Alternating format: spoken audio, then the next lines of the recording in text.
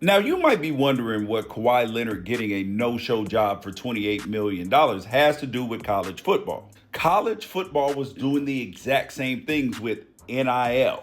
A lot of these collectives on this list and ones that aren't even on this list, and one of the main ones, Texas Tech, they're out there funneling money to players for no-show jobs under the guise of NIL.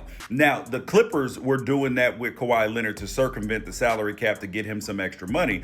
And that's exactly what these NIL collectives are doing. And that's why there have to be rules in place. And this is exactly why the College Sports Commission with NIL Go was pushing back on it.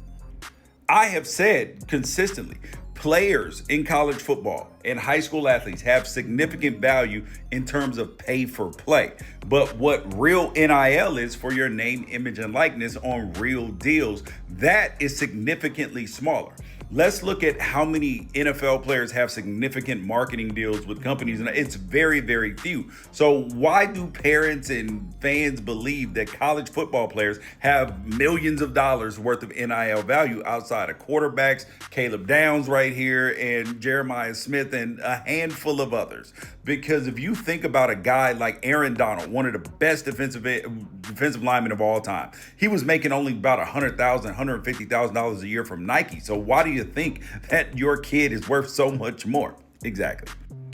But their pay for play value, that can be up in the millions to the school that they are at. So this is exactly why what the Clippers were doing with Kawhi Leonard is exactly what college collectives were doing, paying these kids for name, image, and likeness for things that they didn't even have to show up for. They didn't have to show up for the signing, didn't have to show up for media marketing appearances, and no contracts were canceled.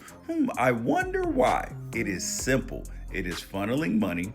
And, this is why rules have to be in place, because all of this should be above board. Because sometimes the schools or these collectives would be promising kids things and they wouldn't be paid for them. And then sometimes the kids would be asked to do something that's in their contract and they wouldn't do it, and they would still expect to get paid.